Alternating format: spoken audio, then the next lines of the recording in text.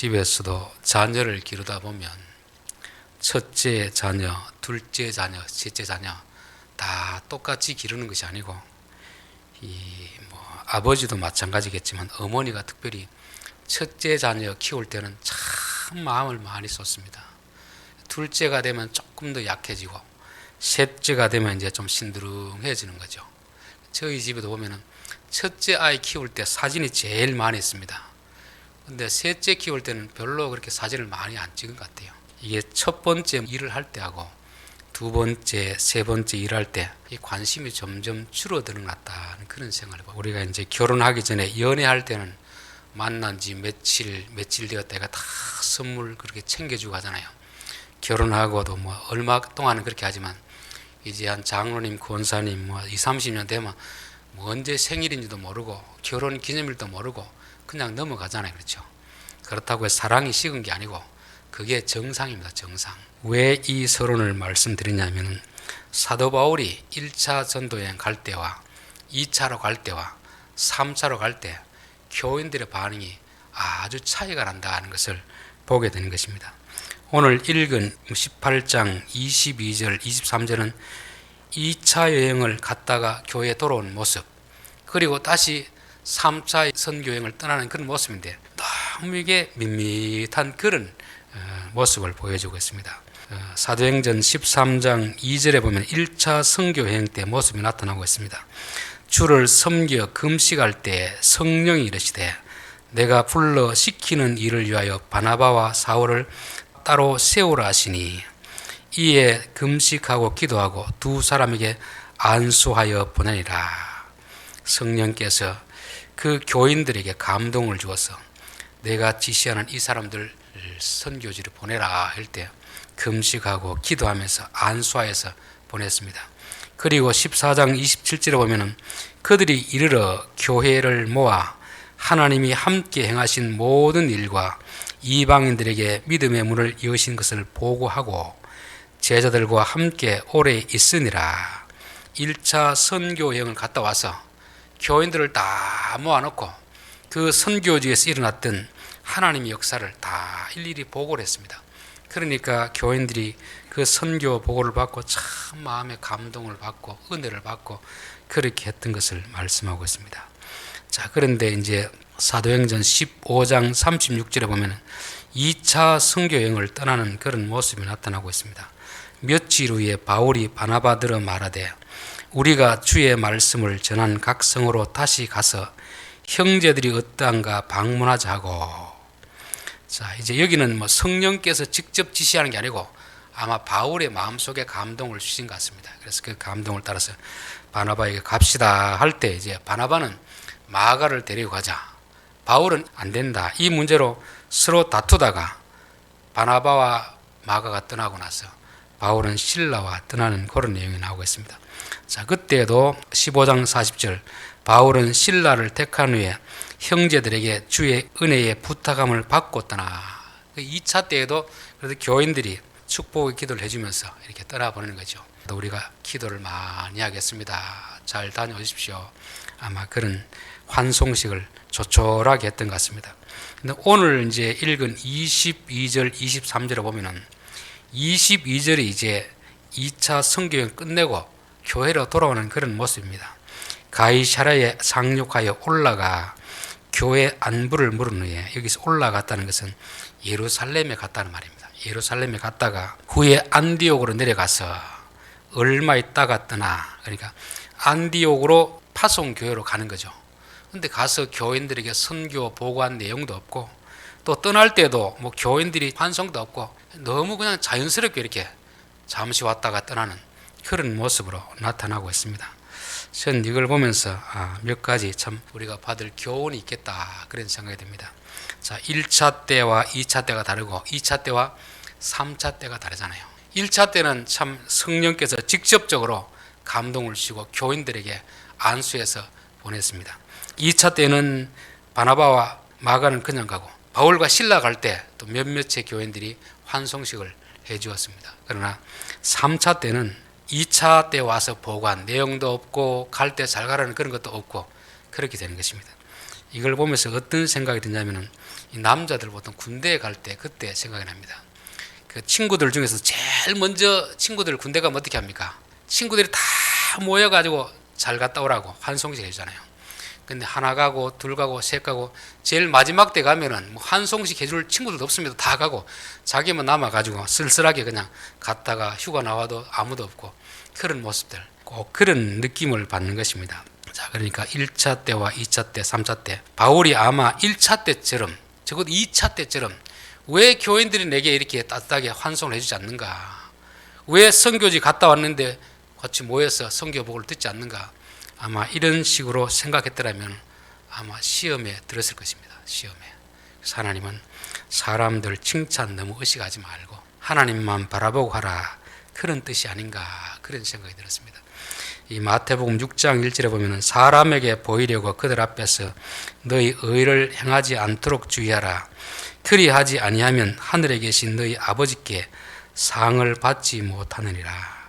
너는 구제할 때 오른손이 하는 것을 왼손이 모르게 하여 내 구제함을 은밀하게 하라. 은밀한 중에 보시는 너희 아버지께서 갚으시리라. 왜 이렇게 말씀하겠습니까?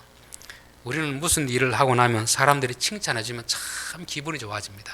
근데 칭찬을 들으면 기분이 좋은데 다음에 또 했는데 아무런 칭찬이 없으면 뭐 시험이 됩니다. 어떤 분은 열심히 충성했는데 처음에는 목사님이 참 집사님 수고 많았습니다, 이런 인사를 해주는데 이게 한 번이 되고 두 번이 되고 세 번이 되니까 이게 당연시 되어버린 것입니다. 그러다 보니까 이제 수고했다는 말 안 했다고 해가지고 고마 삐져가지고 고마 시험 드는 그런 경우가 있습니다. 그 왜 그렇겠습니까? 하나님을 향하지 않고 사람의 어떤 칭찬을 자꾸 의존하다 보니까, 사람의 칭찬이라는 것은 처음에는 사람이 해주지만 이게 한두 번 반복되다 보면 당연시 여기게 되는 것입니다. 그러다 보면 칭찬을 또 못할 수도 있는 것인데, 그 때문에 시험 들고 실족할 수가 있다는 것입니다. 사도 바울은 교인들이 지금 마중을 나왔든 안 나왔든 전혀 상관하지 않습니다. 자기 마음에 그냥 성령께서 가라면 가고 멈추라면 멈추고 그런 것입니다. 그래서 저는 주의 일을 할 때는 물론 사람들이 칭찬해주면 좋지만 사람들이 알아주지 않더라도 하나님의 감동에서 내가 하기 때문에 하나님이 시키니까 하니까 하나님이 기뻐하는 것으로 만족해야지, 사람들이 일에 대해서 잘했다 못했다 칭찬은 이렇게 생각하면 일을 하고 나서도 시험이 됩니다. 특별히 이제 우리가 교회 안에서 열심히 충성하고 봉사하는 분들이 빠질 수 있는 함정이 바로 이런 것입니다. 일을 안 하면 이런 시험이 안 됩니다. 내가 뭔가 남들보다 열심히 좀 선교도 하고 전도도 하고 봉사를 할 때는 사람들이 잘했다 칭찬해주면 좋은데 아무도 알아주지 않으면 실족할 수 있는 것이 바로 우리가 가진 연약함인 것입니다. 그렇기 때문에 하나님께서 의도적으로 이 3차 전도 이 과정 속에서 아무런 교인들의 반응을 기록하지 않았던 건 아닌가, 그런 생각이 듭니다. 두 번째로 23절 얼마 있다가 떠나 갈라디아와 부르기아 땅으로 차례로 다니며 모든 제자를 굳건하게 하니라. 자, 갈라디아와 부르기아 땅은 2차 전도 여행을 떠날 때 바울이 그쪽으로 갔습니다. 그쪽으로 가서 전도를 하고 싶었습니다. 근데 계속 길이 막혀가지고 결국 유럽 쪽으로 방향을 틀어갔잖아요. 그런데 이제 3차 때 와서는 자기가 가고 싶은데 가도록 하나님이 허용하신다는 것을 보여주는 거죠. 자, 우리가 무슨 일을 할 때에도 내가 먼저 하고 싶은 일이 있고 하나님이 먼저 하고 싶은 일이 있습니다. 그럴 때 하나님은 내가 하고 싶은 일을 막으시고 하나님이 하시고 싶어하는 일을 먼저 하게 하십니다. 우리가 하나님의 인도하심을 따라서 하나님 일을 하고 나면 그 다음엔 하나님이 우리가 원래 하고 싶은 일을 하도록 허용해 주신다는 것을 볼 수 있는 것이죠. 그래서 어떤 일을 하느냐, 먼저 하느냐 나중 하느냐, 이것은 참 대단히 중요합니다. 똑같은 일을 하고서도 이 순서가 바뀌어버리면 하고도 칭찬을 들을 수도 있고 하고도 욕을 먹을 수가 있습니다. 예를 들면 직장에서 이제 내가 할 일이 막 많이 쌓이는데 회장이나 사장이 와가 이것 좀 하시오 했을 때 자기 일이 바쁘니까 자기 일 다 하고 회장이 시킨 일 하면은 하고도 욕을 얻어 먹습니다. 그럴 때는 어떻게 해야 됩니까? 내 일을 뒤로 밀어놓고 회장이나 사장님이 시킨 일을 먼저 하고 내 일을 하면 잘했다 칭찬을 받는 것입니다. 저는 하나님의 일도 그렇겠다는 생각이 들어요. 우리가 하고 싶은 일이 있고 하나님이 하고 싶은 일이 있을 때 우리는 내가 하고 싶은 일을 뒤로 잠시 미뤄두고 하나님이 우리에게 하라시는 그 일을 하고 나면 하나님은 또 우리가 하고 싶은 일을 하도록 허용하신다는 것입니다. 그래서 이 순서를 제대로 잡으면 일을 하고서도 칭찬을 듣지만 이 순서를 잘못 잡으면 하고도 요거를 먹게 되어 있습니다. 지혜가 뭐겠습니까? 무슨 일을 먼저 해야 될지를 아는 것이 이게 지혜잖아요. 열심이라는 것은 일을 하는 것이지만 지혜라는 것은 어떤 일을 먼저 해야 되는가를 분별하는 것입니다. 그래서 항상 윗사람이 시킨 일을 우선적으로 하는 것이 이게 지혜이고 자기 일을 먼저 하는 것은 이게 어리석음이 되는 것입니다. 저는 우리 성도들이 다른 사람과의 관계 속에서도 다른 사람이 시키면 그 일부터 해야 그게 지혜롭습니다. 이건 가정생활도 그렇고 교회 생활도 그렇고 직장 생활도 동일한 원리가 적용된다. 저는 그렇게 믿습니다. 또 1, 2차와 3차가 다른 것은 뭐냐면 1차, 2차는 주로 교회를 개척하는 쪽으로 중심을 두었습니다. 그러나 2차부터 3차 이르기까지는 이제는 한 교회를 중심으로 계속 집중적으로 하는 그런 것이죠. 그래서 2차 때는 고린도 교회 1년 반을 가장 오래 했습니다. 3차 때는 에베소 교회에 가장 오래 했습니다. 그래서 우리가 전도라는 것은 하는 것으로 끝나는 게 아니고 그 뒤에도 어떻게 되어가고 있는가, 내가 전도한 사람이 신앙생활을 잘하고 있는지, 믿음이 자라고 있는지 이게 점검할 필요가 있다는 것을 말씀해 주고 있는 거죠. 마태복음 28장 19절에도 보면 그러므로 너희는 가서 모든 민족을 제자로 삼아 아버지와 아들과 성령의 이름으로 세례를 주고 내가 너희에게 분부한 모든 것을 가르쳐 지키게 하라. 앞에 세례 주는 건 전도해가지고 교인이 되게 하는 거잖아요. 그 뒤에는 뭡니까? 이제 믿음으로 양육을 하는 그런 과정이기 때문에 전도하는 것으로 끝나는 게 아니고 믿음이 성숙할 수 있도록 도와주는 데까지 가야 된다는 것을 보여주는 것입니다. 자, 오늘 19장에는 이제 에베소로 와서 이제 전도하는 그런 내용입니다. 아볼로가 고린도에 있을 때 바울이 윗지방으로 다녀, 여기서 윗지방이라는 것은 그 위에 갈라디아와 부르기아 땅, 2차 전도 여행 때 가고 싶었던 그 땅입니다. 그 지역을 다 둘러가지고 이제 에베소로 왔습니다. 에베소로 와서 보니 어떤 제자들을 만났습니다. 이르되 너희가 믿을 때 성령을 받았느냐? 이르되 아니라 우리는 성령이 계심도 듣지 못하였노라. 바울이 에베소에 왔을 때는 아볼로는 이미 이제 고린도로 간 그런 상태입니다. 아볼로가 떠나간 그 자리에 바울이 왔었습니다. 그러다 보니까 어떤 제자를 만났습니다. 이 제자를 만났다는 것은 그 제자들이 이제 바울에게 이야기를 걸어왔겠죠. 바울은 좀 워낙 유명한 사람이니까 이분이 왔으니까 뭔가 좀 이야기를 나눠봐야 되겠다 싶어서 이야기를 나눴던 것입니다. 근데 어떤 제자가 누구의 제자일까? 이게 논란이 있습니다. 어떤 사람은 아볼로의 제자다. 어떤 사람은 세례 요한의 제자다. 이 당시 제자라는 것은 꼭 예수를 잘 믿는 사람이 아니고 예수 믿는 사람을 일반적 제자로 표현했던 것입니다. 근데 아볼로의 제자라고 하게 말하는 사람들은 위에 아볼로가 어떻게 했습니까? 아볼로가 요한의 세례만 알 따름이라 했잖아요. 그냥 그 스승의 그 제자라 이렇게 본 분들이 있습니다. 그런데 아볼로는 그 요한의 세례만 알고 설교를 하다가 브리스길라와 아굴라를 통해서 어떻게 합니까? 예수님을 떼서 배웠고 성령의 세례까지 다 알고 고린도로 갔기 때문에 이 사람이 만약에 제자를 가르친다면 그 부분에 대해서 안 가르칠 리가 없었잖아요. 그렇죠? 자기에게 치명적인 부족한 부분이었는데 브리스길라와 아굴라를 통해서 배웠으면 자기를 따르는 추종자들에게 내가 지금까지 이게 전부인 줄 알았는데 이거보다 더 중요한 부분이 여기 있었습니다 하고 분명히 가르치고 갔을 것입니다. 그렇기 때문에 아볼로의 제자라고 보기는 제 개인적 생각으로는 조금 적절하지 않다 그런 생각이 듭니다. 그렇다고 누구의 제자인지 모르지만 아마도 여기저기서 이제 신앙생활하는 사람들이 바울이 오니까 바울에게 물어본 것 같습니다. 그 당시에도 아마 브리스길라와 아굴라가 그 교회에 있었다고는 느껴지겠죠. 그런데 브리스길라와 아굴라가 있었는데 왜 이들에게 이런 성령의 세례에 대해서 말씀하지 않았을까? 그것은 우리 같은 교회에 다닌다고 해서 대화를 해보지 않으면 이 사람이 신앙의 수준이 어느 정도인지는 모릅니다. 제가 벌써 김천 노예에 온 지도 2000년대로 왔으니까 21년이 되었죠. 그럼 목회자들하고 다 알고 있습니다. 오래된 분은 10년, 15년, 20년 되었지만 그러나 노예에서 형식적으로 만난 분들은 제가 그분의 신앙이 어떤지 그분의 가정이 어떤지 자녀가 몇 명인지 전혀 모릅니다. 20년이 됐어도.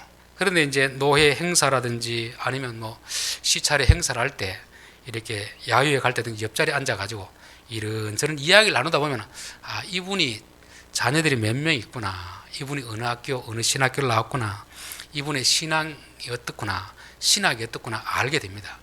그냥 가만히 그냥 공식적인 자리에서 모이는 관계 속에서는 누가 신앙이었든지 모르잖아요. 교인들도 마찬가지 아닙니까?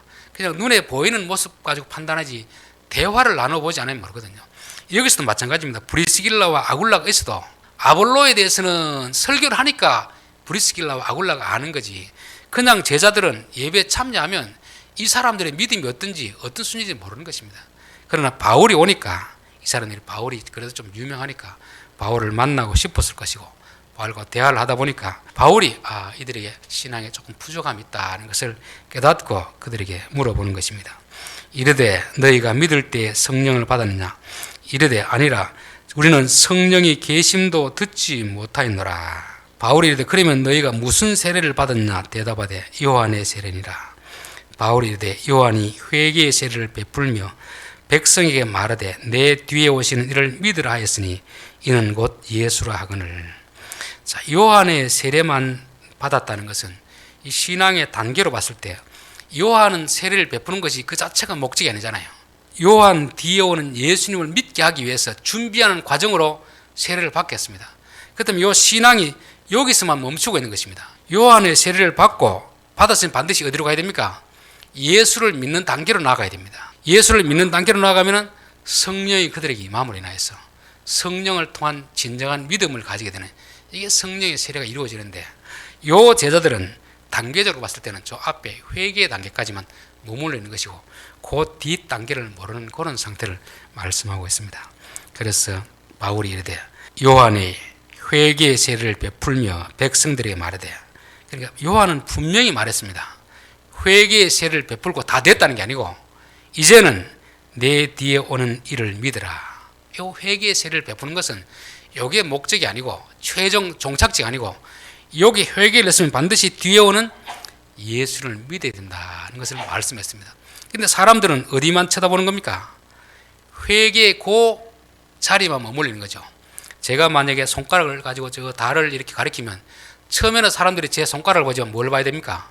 제 손가락이 가리키는 달을 봐야 되는데 달은 보지 못하고 손가락만 계속 쳐다보고 있는 것입니다. 이 회개의 세례가 바로 이 손가락으로 한다면 그 회개의 세례를 가르치는 지점은 바로 예수를 믿는 것이고 예수를 믿는 자들이 임하는 성령의 세례를 말씀하고 있습니다. 오늘날도 신앙인들 가운데서는 여기까지 머무는 사람들이 참 많이 있습니다. 그러니까 오늘날 교회 안에 물세례를 받는 사람들, 물세례만 받은 게 다 됐다고 생각하면 안 됩니다. 성령의 세례를 받으잖아요. 성령, 그렇죠. 물론 성령의 세례라는 것도 뭐 교단마다 조금 차이는 있지만 장로교에서는 성령으로 인하여서 우리의 믿음이 생기는 것을 성령의 세례를 한다. 성령으로 아니하고는 예수를 주라 할 수 없느니라. 즉 우리가 성령으로 말미암아서 예수를 주라 시인하는 것이고, 이 요한의 세례라는 것은 교회에서 사람이 베푸는 것입니다. 눈에 보이는 것입니다. 성령의 세례는 우리 안에서 성령이 역사하는 그런 거잖아요. 제일 확실한 것은 성령의 세례를 받는 것이 이게 우리에게 중요한 구원의 관건이 되는 것이죠. 그런데 어떤 사람들은 성령의 세례를 받고 나서 교회 안에 물 세례를 받는 사람이 있고, 어떤 사람은 교회 안에서 물 세례를 받을 때 성령의 세례가 임하는 사람도 있고, 어떤 사람은 세례는 받았는데 물 세례를 받았는데 성령의 세례가 임하지 않기 때문에 믿음이 부족한 그런 경우가 있습니다. 특별히 군대에서 이제 단체적으로 이렇게 세례를 베풀 때 저는 그런 생각이 듭니다. 하나님, 이들이 지금 군대라는 그 특수한 환경 속에서 이들이 세례를 받지만 이 물세례로 끝나는 게 아니고 이들에게 성령의 세례가 임하게 없어서, 성령이 우리 안에 세례를 줘야 우리가 진짜 믿음이 생기는 것이, 물 세례를 받는 것은 내가 믿는다고 고백하는 것입니다. 진짜 믿음 뭐겠습니까? 성령께서 믿게 해주는 것이죠. 이게 진짜 세례인 것입니다. 그래서 우리 장로교에서는 성령의 세례라고 하면 바로 믿는 자들에게 성령께서 우리 믿음을 확실하게 보장해주는 그런 것을 성령의 세례라고 그렇게 말씀하고 있습니다. 그들이 듣고 주 예수의 이름으로 세례를 받으니 바울이 그들에게 안수하며 성령이 그들에게 임하심으로 방언도 하고 예언도 하니 모두 12사람쯤 되니라, 이렇게 됐습니다. 자, 바울이 안수를 하니까 그들에게 성령이 임했다. 성령이 임했다는 것은 우리가 표현을 자칫 잘못하면 성령에 대해서 오해할 수가 있습니다. 보통 이제 기도원 집회 가면은 성령 받으라 이렇게 하잖아요. 그러다 보니까 성령을 앞에서 던져주고 교인들은 받고 마치 공처럼 이렇게 하는데, 성령은 우리가 던지고 받고 하는 그런 대상이 아니잖아요. 삼위일체 하나님 중 한 분이기 때문에 던지고 받고 하는 게 아닙니다. 성령을 받으라 이 말은, 성령이 임한다는 말은 우리 안에 내주하는 성령이 이제는 실제적으로 통치하는 그런 어떤 전환점을 맞이하는 것이, 없는 성령이 우리에게 뭐 오는 것도 아니고 밖에 있는 성령이 들어오는 것도 아니고 이미 믿을 때 우리 안에 있는 성령이 역사하기 시작하는 것으로 그렇게 해석을 하는 것입니다. 자, 그런데 보니까 성령이 그들에게 임하심으로 방언도 하고 예언도 하니 모두 12사람쯤 되니라. 자, 이렇게 하니까 이제 은사를 주장하는 그런 교회에서는 이거 봐봐라, 이거 성령 세례의 증거는 방언이다, 방언. 그러니까 방언을 못 받으면 구원을 못 받았다, 이렇게 주장하는 경우가 있습니다. 자, 왜 그런 오해가 생기느냐면 바로 말씀보다 경험을 더 우선시 여기기 때문에 그런 것입니다. 여러분, 경험이 중요합니까? 말씀이 중요합니까? 말씀을 가지고 내게 일어난 경험을 검증해야 됩니까? 아니면 내가 경험한 내용을 가지고 말씀을 해석해야 되겠습니까? 중요한 것은 말씀입니다. 말씀을 가지고 내게 일어난 경험을 이게 진짜인지 가짜인지 검증을 해야 됩니다. 그런데 아쉽게도 요즘 현대 교회에서는 말씀이 기준이 되지 않고 경험이 기준이 되고, 경험 기준. 그러다 보니까 이제 교회 안에도 이제 두 가지 부류가 있습니다. 한 부류는 오늘날 하는 랄랄라 방언을, 모든 기준에 성경에 나오는 방언을 다 거기에 적용시키는 그런 경우가 있습니다. 그러나 또 한 부분에서 아주 이제 보수주의인, 극단적 보수주의에서는 오늘날 하는 방언은 다 가짜다, 마귀가 주는 방언이다, 이렇게 두 양극단이 있습니다. 양극단. 그러니까 주로 은사파에서는 뭐 기도원에서 연습해서 받은 방언이든 기도하다가 받은 방언이든 랄랄라 알지 못하는 방언하면은 다 성경에 나온 방언이라고 그렇게 취급하는 경우가 있습니다. 근데 이건 문제가 있는 게, 이 방언이라는 것은 다른 종교에서도 하는 사람이 많이 있습니다. 무당도 방언을 합니다. 그리고 또 지금 하는 방언은 다 마귀의 방언을 하는 것도, 이것도 문제는 있습니다. 방언에도 제가 봤을 때는 성령이 주시는 방언이 있고 마귀가 주는 방언도 있다는 것이 우리가 구분할 필요가 있는 것이지, 그냥 일방적으로 다 성령의 역사다, 다 마귀의 역사다 하는 것은 조금 생각해 봐야 될 그럴 것입니다. 방언에 대해서는 제가 이야기할 때마다 조심스러운 것이, 이게 교단마다 해석이 다르고 목회자들마다 생각이 다 다릅니다. 근데 저는 어떤 한 개인, 제가 경험한 내용을 가지고 말하기보다는 성경이 말하는 것이 무엇일까를 가지고 계속 해석을 하려고 합니다. 성경에서 방언에 대해서 나오는 것은 세 곳에 나옵니다. 한 곳은 어디냐면 마가복음 16장입니다. 마가복음 16장 17절, 믿는 자들에게는 이런 표적이 따르니 곧 그들이 내 이름으로 귀신을 쫓아내며 새 방언을 말하며. 한글로 방언을 대했으니까 지금 은사주의에서 말하는 사람들은 이걸 또 지금 우리가 하는 랄라 방언으로 해석하는 것입니다. 그렇게 해석하면 안 되는데 그렇게 해석하고 있는 것입니다. 또 하나는 우리가 잘 알듯이 사도행전에 나오는 방언이 있습니다. 그 다음 또 방언 어디 나옵니까? 고린도에 나오는 방언입니다. 고린도.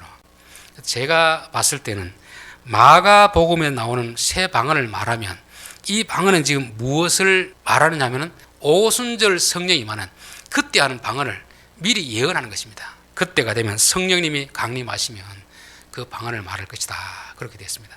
그러니까 이제 마가복음이 말하는 것은 사도행전이 말하는 방언입니다. 사도행전이 말하는 방언.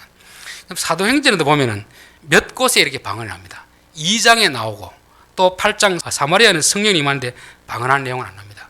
그리고 또 10장 고넬료의 가정에 성령이 임하고 방언하는 게 나오고, 오늘 요 에베소 교회 성령이 임할 때 방언하는 그런 내용이 나옵니다. 근데 방법도 다 틀립니다. 이 사도행전 2장에서는 뭐 할 때 성령이 임했습니까? 예수님이 약속하신 그 약속을 기다리면서 뭘 했습니까?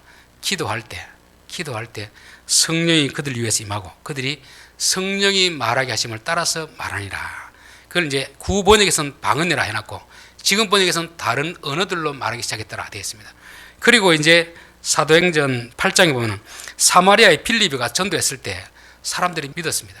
그러니까 베드로와 요한이 가서 그들에게 안수할 때 그들에게 성령이 임하고 성령이 임했는데 방언을 했다는 그런 내용은 없습니다. 그리고 10장에 보면은 베드로가 고넬료의 집에 가서 말씀을 전하기 시작할 때 성령이 임하니까 그들이 방언을 했다는 그런 얘기가 나오고 있습니다. 그리고 오늘 사도행전 19장에 보면은 그들이 안수함에 성령이 그들에게 임하심으로 방언도 하고 예언도 하네, 이렇게 되어 있습니다. 그러니까 여기 이제 사도행전에 보면은 몇몇 이렇게 성령이 임하는 장소가 나오는데 그 과정도 좀 다릅니다. 어떤 경우에는 기도할 때, 어떤 경우는 말씀을 전할 때, 어떤 경우는 안수할 때 성령이 임했습니다. 그러니까 어느 한 방식을 가지고 이렇게 해야 성령이 임한다, 그런 패턴을 그렇게 만들 수 없습니다. 성령은 자유롭게 상황에 따라서 어떨 때는 기도할 때 임하기도 하고, 어떨 때는 말씀을 전할 때도 임하기도 하고, 어떨 때는 안수할 때도 임하게 하는 것입니다. 과정은 중요한 게 아니고 뭐가 중요합니까? 성령이 임했다는 게 중요하다는 거죠.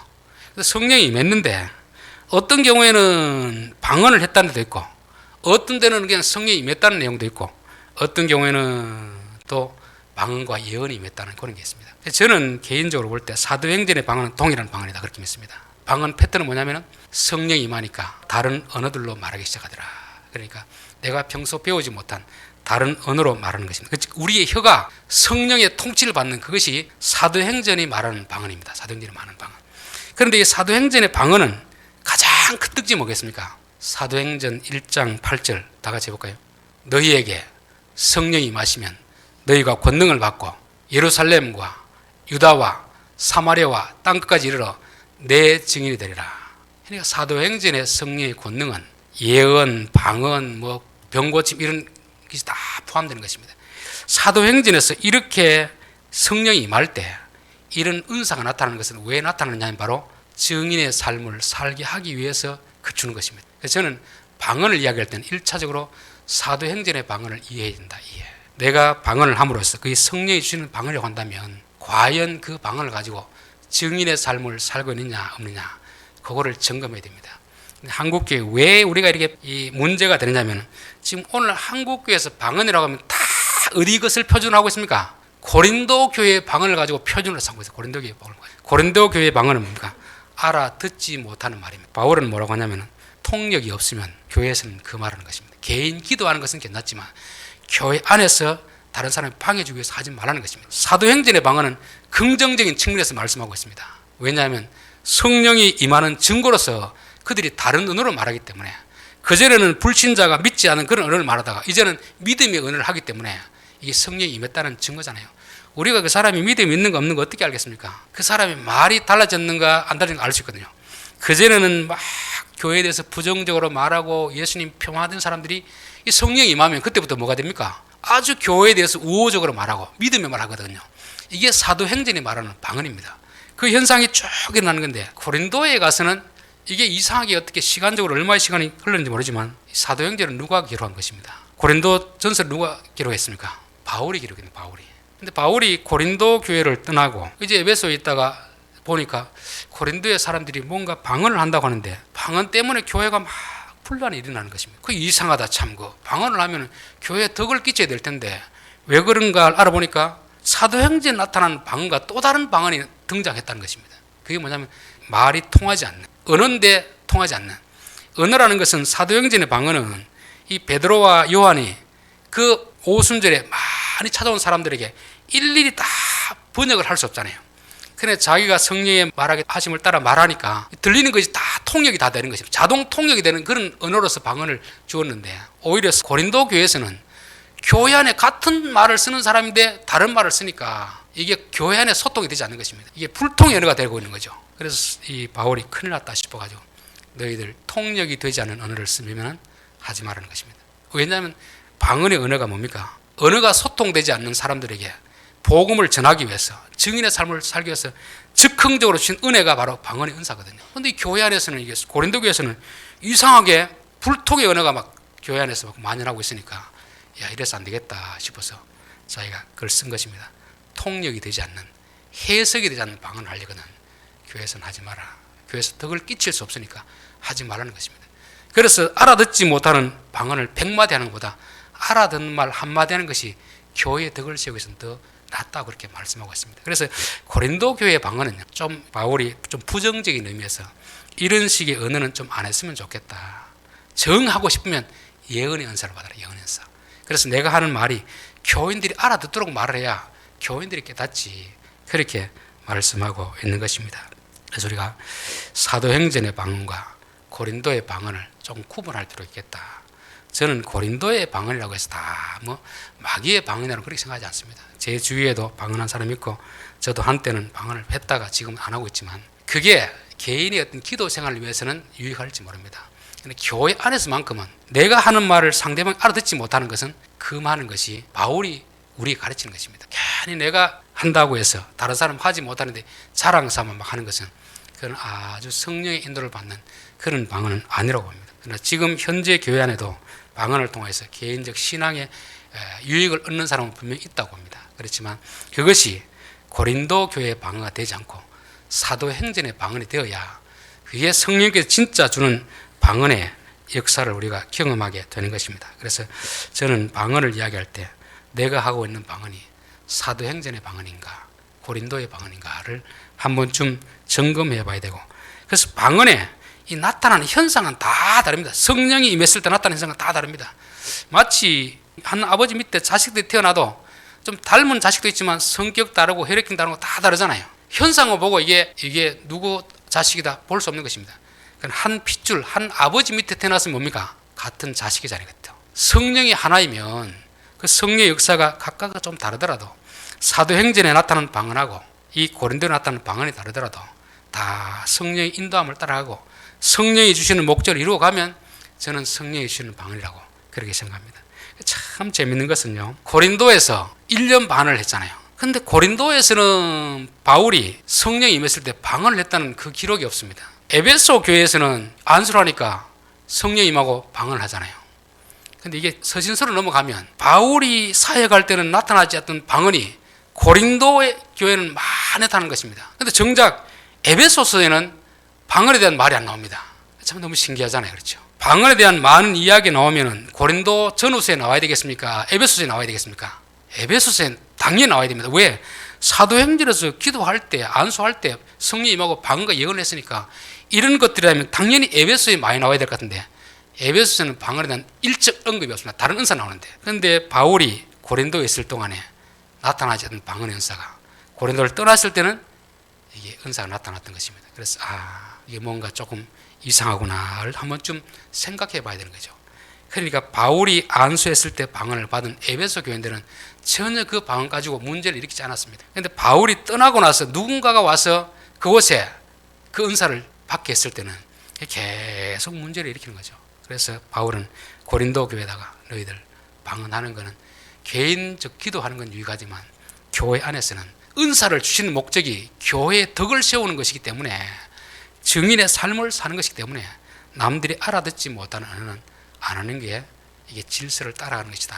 그렇게 말씀하고 있습니다. 오늘 좀 아주 민감한 주제를 다루는데 여러분들이 개인의 경험이 아니라 성경이 말하는 그 기준을 가지고 우리의 경험을 한 번쯤 검증해야 될 필요가 있다는 생각이 들어서 말씀을 드렸습니다. 자, 오늘 결론입니다. 3차 전도 여행에서 1차, 2차와 다른 이유는 뭐냐면 이 처음에는 사람들이 막 환영을 하고 반기고 이렇게 하지만 이게 2번, 3번 되면 그러면 사람들의 관심이 조금 식어집니다. 그렇기 때문에 우리가 교회에서 뭘 할 때 자꾸 사람들의 어떤 관심을 가지려고 하면은 이미 우리가 실족할 수 있고 실망할 수가 있습니다. 우리가 하는 일은 무엇 때문에 하는 겁니까? 성령께서 감동을 주시기 때문에 교인들이 알아주든 안 알아주든 그분의 내게 주신 생각을 따라 말씀을 따라 해야 될 줄 믿습니다. 그래서 요한계시록 2장 3장에 보면 계속해서 나오는 내용이 뭡니까? 예수님이 내가 너희들이 행한 것을 아노니 나는 너희들을 다 알고 있다는 것입니다. 안다는 것은 아는 것 끝나는 게 아니고 어떻게 하는 겁니까? 기억하고 갚아주는 분이잖아요. 그렇죠? 그래서 저는 하나님 보시는, 하나님을 보고 뭘 해야지 사람 보고 하면 자꾸만 실망을 하기 때문에 이 3차 전도 여행에서도 교인들의 반응도 나타나지 않고 그냥 바울이 홀로 떠나는 그런 것을 말씀하고 있습니다. 자, 바울이 왔을 때 에베소에 있는 어떤 제자들, 이 제자들은 학자들마다 다양한 주장이 있지만 제가 봤을 때 아볼로의 제자는 아닌 것 같습니다. 어떤 제자들이 있을 때 이들이 바울과 만나서 신앙적인 대화를 하다가 바울은 이들이 요한의 세례까지만 알고 있는 그런 것을 보고 너희들이 어느까지 세례를 받았느냐, 요한은 너희들에게 세례 받으러 갈 때 이게 끝이 아니다, 분명히 내 뒤에 오는 예수를 믿기 위해서 이걸 주는 것이지 이것으로 만족하면 안 된다는 것입니다. 우리의 신앙이라는 것도 교회 안에 와서 자꾸 자라가야 되잖아요. 어느 한순간 뭐 세례 받아도 끝나는 게 아니고 직분을 받아도 끝나는 게 아니고 우리의 인격이 그리스도의 장성한 분량까지 계속 자라가야 되고 또 믿음이 자라면 하나님 우리에게 맡기신 그 사명을 감당해야 되는 것입니다. 자, 그러면서 그들이 예수를 믿을 때 또 바울이 안수를 해주고 성령이 임하니까 방언도 하고 예언도 했다는 것입니다.